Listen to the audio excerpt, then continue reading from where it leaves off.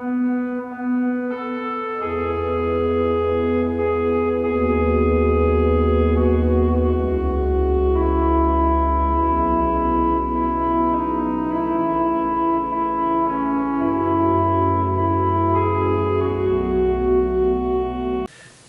함께 볼 하나님의 말씀 레위기 10장 1절에서 11절까지의 말씀입니다. 구약 158쪽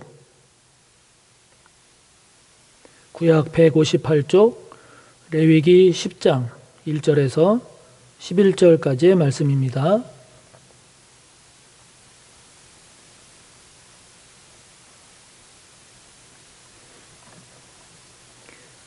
봉독하겠습니다. 아론의 아들 나답과 아비후가 각기 향로를 가져다가 여호와께서 명령하시지 아니하신 다른 불을 담아 여호와 앞에 분향하였더니 불이 여호와 앞에서 나와 그들을 삼키매 그들이 여호와 앞에서 죽은지라. 모세가 아론에게 이르되 이는 여호와의 말씀이라 이르시기를 나는 나를 가까이 하는 자 중에서 내 거룩함을 나타내겠고 온 백성 앞에서 내 영광을 나타내리라 하셨느니라.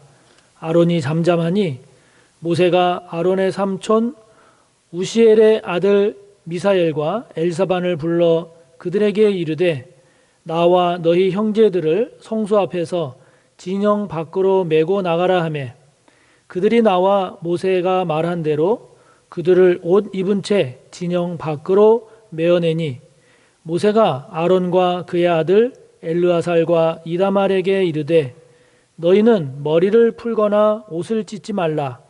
그리하여 너희가 죽음을 면하고 여호와의 진노가 온 회중에게 미침을 면하게 하라. 오직 너희 형제 이스라엘 온 족속은 여호와께서 치신 불로 말미암아 슬퍼할 것이니라. 여호와의 관유가 너희에게 있은즉 너희는 회막문에 나가지 말라. 그리하면 죽음을 면하리라. 그들이 모세의 말대로 하니라. 여호와께서 아론에게 말씀하여 이르시되 너와 내 자손들이 회막에 들어갈 때에는 포도주나 독주를 마시지 말라. 그리하여 너희 죽음을 면하라. 이는 너희 대대로 지킬 영영한 규례라. 그리하여야 너희가 거룩하고 속된 것을 분별하며 부정하고 정한 것을 분별하고 또 나 여호와가 모세를 통하여 모든 규례를 이스라엘 자손에게 가르치리라. 아멘.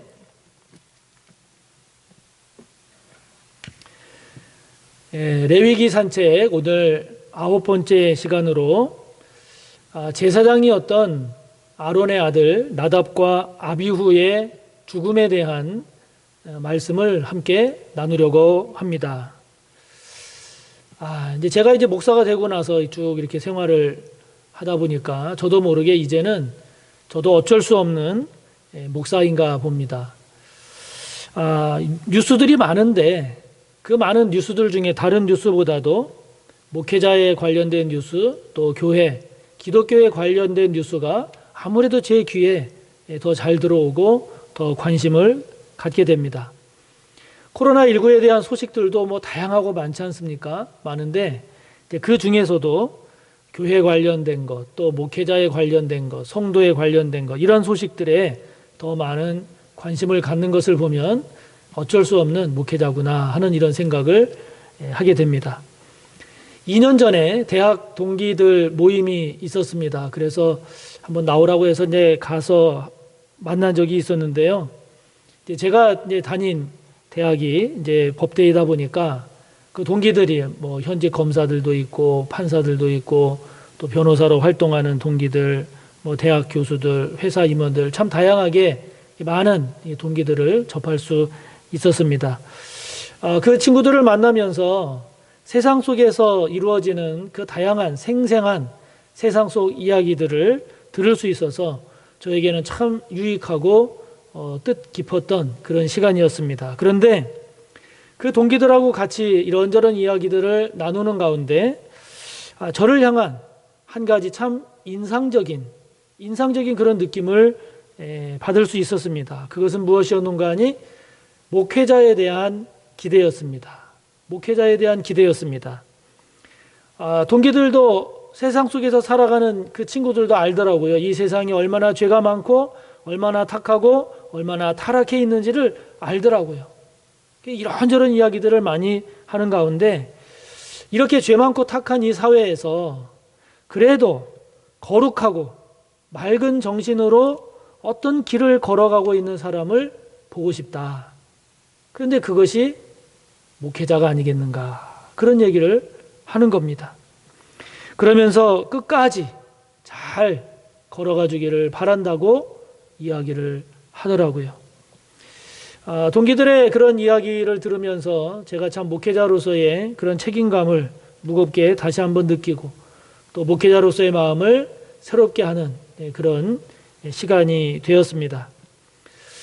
이런 목회자로서의 자세는 세상에 대한 그런 세상과의 관계뿐만이 아니라 하나님과의 관계에서도 마찬가지입니다. 물론 하나님 앞에 우리 모든 인간들은 다 죄인이고 우리 모든 인간들은 다 피조물이죠. 그러나 하나님 앞에서 그래도 좀 더 조심하고 그래도 좀 더 온전하게 헌신해야 할 사람이 있다면 누굴까? 아무래도 목회자가 아닐까 하는 생각을 해봅니다. 오늘 본문이 그런 위치에 있는, 그런 중요한 위치에 있는 그러한 사람들이 얼마나 중요한가 하는 것을 오늘 잘 보여주고 있다라고 할 수 있겠습니다. 레위기는 전체가 27장으로 되어 있는데요. 27장의 거의 모든 말씀들이 모두 다 뭐뭐 해라 아니면 뭐뭐 하지 마라 와 같은 가르침의 형식으로 되어 있습니다. 다시 말하면 이야기가 거의 없어요. 그런데 그런 레위기에서 이야기가 소개되고 있는 곳이 딱 두 곳이 있습니다. 두 곳이 있습니다. 하나가 오늘 우리가 함께 보는 본문이고 또 하나가 레위기 24장을 가보면 거기에 여호와의 이름을 모독한 사람을 돌로 쳐서 죽이는 이야기가 나오는데 이렇게 딱 10장과 24장 두 곳에 이렇게 두 곳에만 나옵니다. 레위기에 나오는 딱 두 가지 이 이야기들. 그런데 이 이야기들에는 공통점이 있어요. 그 공통점이 무엇인가 하니 모두가 다 사람이 죽었다는 겁니다. 24장에서는 하나님의 명령을 따라서 이스라엘 백성들이 돌을 던져서 사람을 죽인 내용이고 오늘 우리가 함께 보는 본문 10장은 하나님께서 직접 재앙을 내려서 죽인 내용입니다. 그만큼 본문의 내용을 하나님은 중하게 여기신다라고 하는 것을 알 수 있죠. 그렇기 때문에 우리가 좀 더 귀를 기울여서 오늘의 말씀을 잘 깨달아야 합니다. 오늘 본문의 이야기는 이렇습니다. 1절과 2절을 보면 그 내용이 나오는데요. 대제사장인 아론의 아들로서 제사장인 이 나답과 아비후가 각기 향로를 가져다가 여호와 앞에 분향을 했어요. 분향을 하는데 여호와께서 명령하시지 않은 다른 불을 가지고 하나님 앞에 여호와 앞에 분향을 한 겁니다. 그랬더니 여호와 앞에서 불이 나와서 이 나답과 아비후를 삼켜버린 거예요. 그래서 두 사람이 여호와 앞에서 죽은 그런 내용입니다. 우리가 언뜻 생각하면 아니 이게 그렇게 죽을 만한 일인가? 하나님께서 너무 심하게 하신 것 아닌가? 이런 생각을 우리가 할 수 있을지도 모르는데요. 일단 오늘 본문이 이르기까지의 과정을 한번 살펴봅시다. 살펴보면 8장을 보면 하나님께서 아론을 대제사장으로 세우십니다. 그리고 그 아들인 나답과 아비후, 엘르아살, 이다말 이 네 아들을 제사장으로 기름 부어서 세우십니다. 이어지는 9장을 보면 제사장이 되는 이들이 번제, 속죄제, 화목제를 드리면서 하나님 앞에 온전히 충성하고 하나님께 온전히 헌신된 그런 제사장으로 세워집니다. 이렇게 세워진 제사장, 그들은 하나님 앞에 어떤 존재일까요? 오늘 본문 3절을 보면 하나님께서 모세를 통해서 말씀하십니다. 그렇게 세워진 제사장 그들을 하나님은 어떻게 여기시는가? 하나님과 가까이 하는 자라고 말씀하세요. 오늘 3절을 보면 하나님을 가까이 하는 자라고 말씀하시면서 하나님은 그들 가운데에서 하나님을 가까이 하는 그들 가운데에서 하나님 당신의 거룩함을 나타내겠고 하나님 당신의 영광을 드러내겠다라고 말씀하십니다.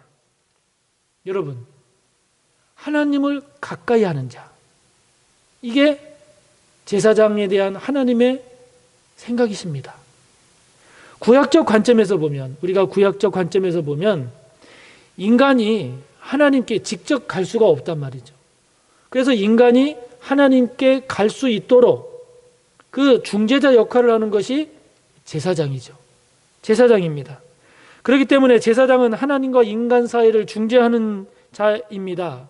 반면에 제사장은 하나님과 이 제사장을 연결시켜주는 인간적 다른 중재자가 없지요. 그러니까 제사장은 하나님께 직접 나아가는 자란 말이죠. 그러니까 구약적 관점에서 보면 제사장은 일반 사람들과 하나님과의 관계가 다른 겁니다. 그런 다른 의미와 가치를 지닌 자로서 하나님은 그 제사장들을 통해서 당신의 거룩함을 나타내겠고 그 제사장들을 통해서 당신의 거룩함을 드러내겠다라고 말씀하신 거죠. 그만큼 하나님은 제사장과 같은 위치에 있는 자를, 제사장과 같은 그런 사명을 감당하는 자를 하나님은 그만큼 중요하게, 거룩하게, 특별하게 여기신다 하는 겁니다. 그렇다면 여러분, 오늘날 그 제사장은 누구일까요? 저와 여러분들입니다. 우리 모든 그리스도인들입니다. 베드로전서 2장 9절의 말씀처럼 너희 그리스도인들은 택하신 족속이요 또 왕같은 제사장들이라 하는 것이죠. 왕같은 제사장들이라는 것입니다. 예수님의 십자가로 우리에게는 예수 그리스도만이 우리의 영원한 대제사장이 되시고 우리와 하나님 사이를 연결시켜주는 다른 인간적 중재자는 필요 없게 되었습니다. 예수님으로 인해서. 그러나 주님을 모르는 불신자들, 그 주님을 모르는 불신자들이 하나님께 나아가기 위해서는 이들을 주님께 인도하고 안내하고 돕는 영적 제사장이 필요한 거죠. 그 영적 제사장이 누굽니까? 바로 우리들이다 하는 겁니다. 왕 같은 제사장으로서의 저와 여러분이 그런 영적 제사장이다 하는 것이죠. 그러므로 우리는 불신자가 하나님께 나아가도록 돕고 섬기는 영적 제사장입니다. 그러니까 하나님은 저와 여러분을 그런 하나님을 가까이 하는 자라는 그런 중요한 귀한 자로 여기시는 거죠.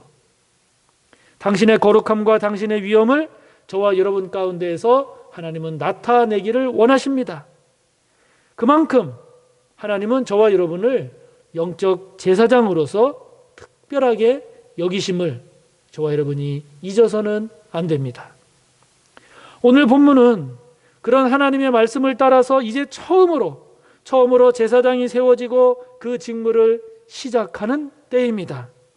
본문은 이렇게 처음 제사장으로 세워지고 그 직무를 감당하는 제사장에 대한 하나님의 마음이 얼마나 기대하고 얼마나 거룩하게 여기시고 얼마나 소중하게 중요하게 여기시는지를 선명하게 보여주고 있는 내용인 것이죠. 우리가 사도행전 5장에 가면 아나니아와 삽비라가 죽는 사건이 나오는데요. 그것도 오늘 본문과 같은 동일한 취지, 이치라고 보면 됩니다. 그러면 여러분, 이 나답과 아비후에게는 무엇이 문제였을까요? 왜 이런 화를 입은 걸까요? 우리가 세 가지를 살펴볼 수 있습니다. 첫째는 뭐냐면 1절 말씀을 보면 이들이 각기 향로를 가져다가 그랬어요. 각기 향로를 가져다가. 그런데 이 부분을 원문을 보다 정확하게 반영해서 번역한 새번역 성경을 보면 이렇습니다. 제각기 자기의 향로를 가져다가. 이렇게 되어 있어요. 다시 말하면 성전에서 하나님께서 사용하라고 쓰라고 한 그 향로를 가지고 간 것이 아니라 자기 것, 자기가 가지고 있는 향로를 가지고 하나님 앞에 나아갔다는 겁니다. 두 번째로 같은 1절을 보면 여호와께서 명령하시지 아니하신 다른 불을 담아서 여호와 앞에 분향을 했다 그랬어요. 레위기 6장 12절을 보면 여호와께 분향할 때 사용해야 하는 불은 번제단의 불입니다. 번제단의 불을 가지고 그 향로의 불을 삼아서 분향을 해야 되는 건데, 그런데 이들이 그 불을 사용하지 않았다는 거예요. 예를 들면 솥을 피우는데, 솥을 때우는데 그때 지폈던 불이라든지, 아니면 자기가 개인적으로 가지고 있었던 불이라든지, 그런 하나님께서 말씀하지 아니한 다른 불을 담아다가 분향하는 데 사용했다 하는 겁니다. 또 하나를 든다면 이들이 성소 안에서의 행실에 문제가 있었다 하는 것입니다. 신중하지 못하고 절제하지 못한 면이 있었다는 건데요. 9절 말씀을 보면 너와 내 자손들이 회막에 들어갈 때에는 포도주나 독주를 마시지 말라. 그리하여 너희 죽음을 면하라. 이는 너희 대대로 지킬 영영한 규례라. 이렇게 말씀하십니다. 그런데 여러분, 이 9절의 말씀은 나답과 아비후가 죽은 이후에 주신 말씀이거든요.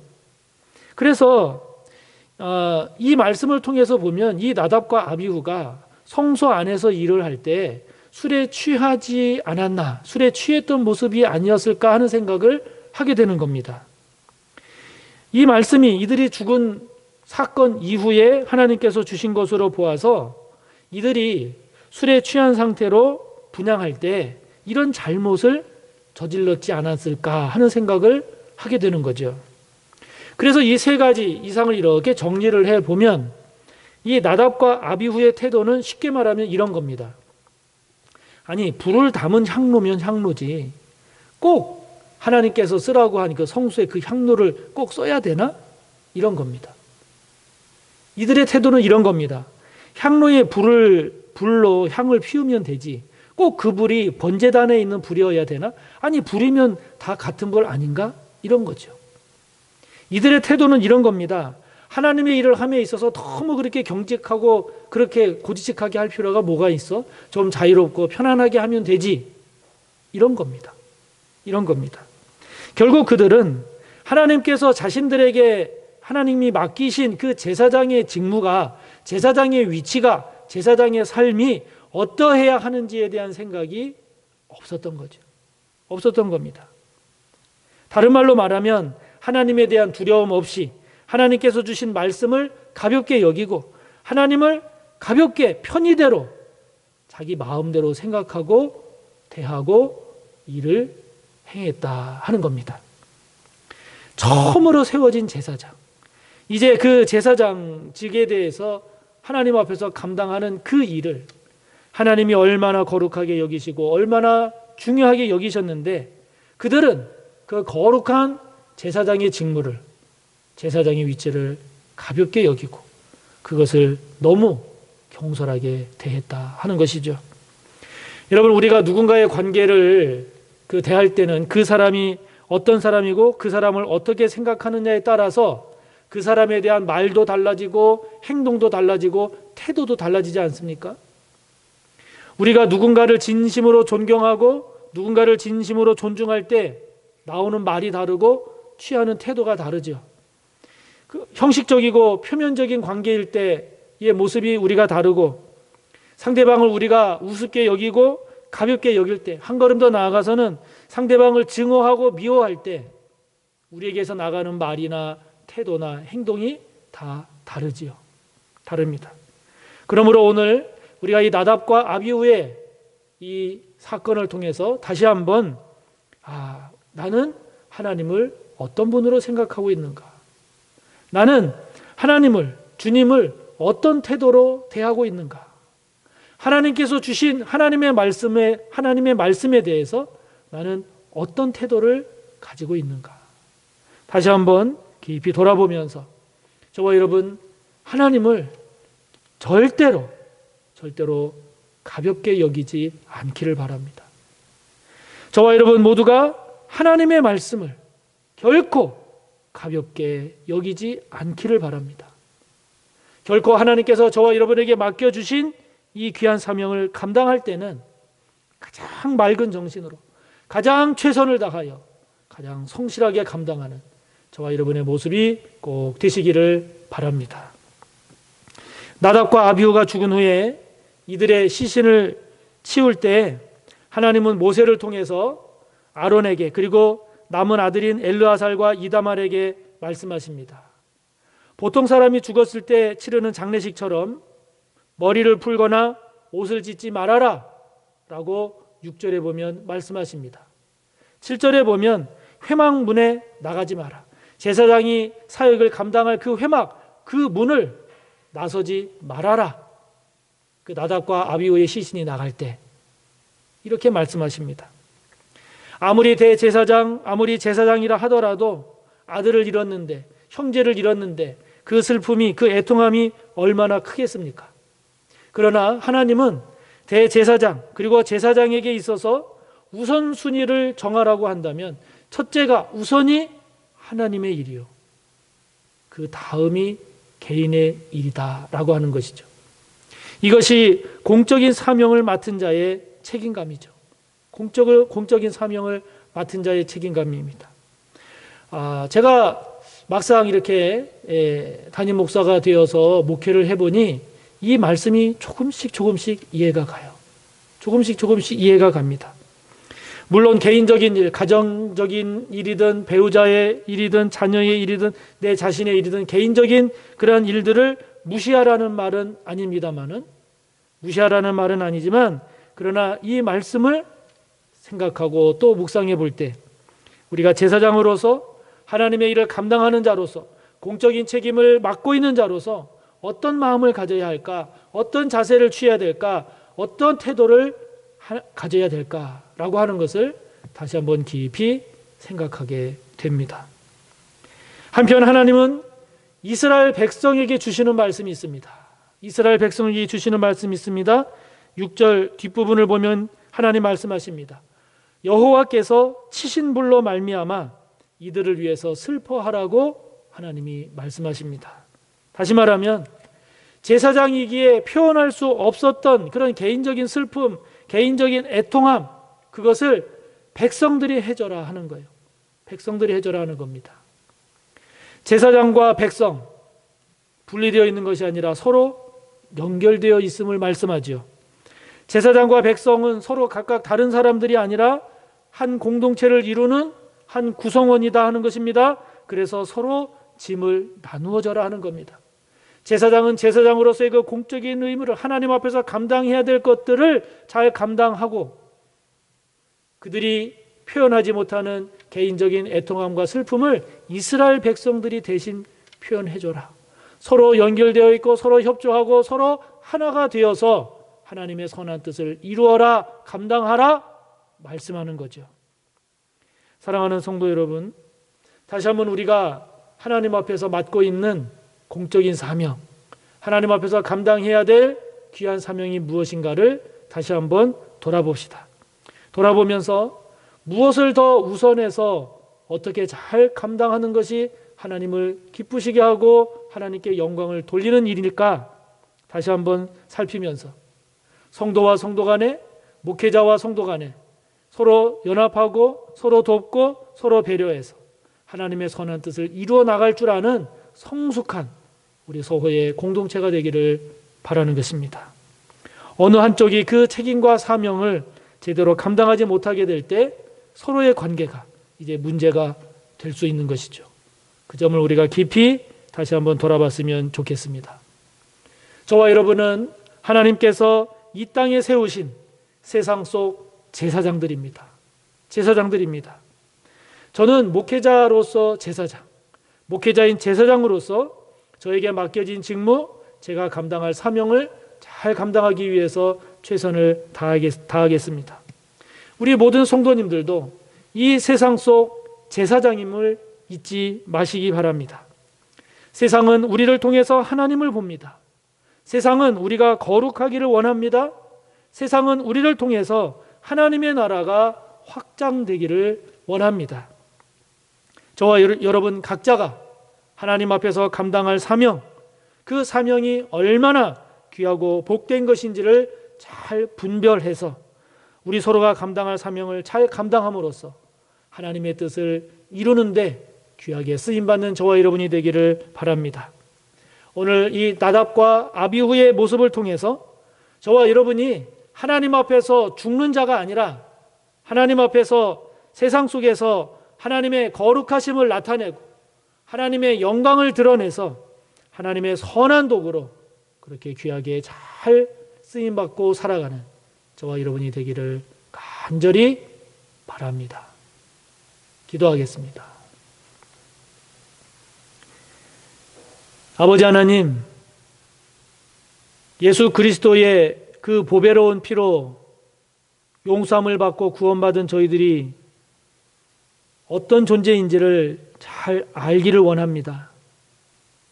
그렇습니다. 저희들은 이 시대에 거룩한 영적 제사장들입니다. 하나님께서 참 귀하게 여기시는, 참 소중하게 여기시는 왕 같은 제사장들임을 믿습니다.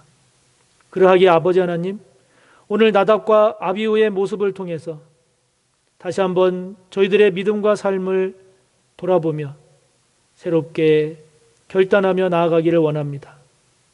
결코 하나님의 일을 가볍게 여기지 않게 하옵소서.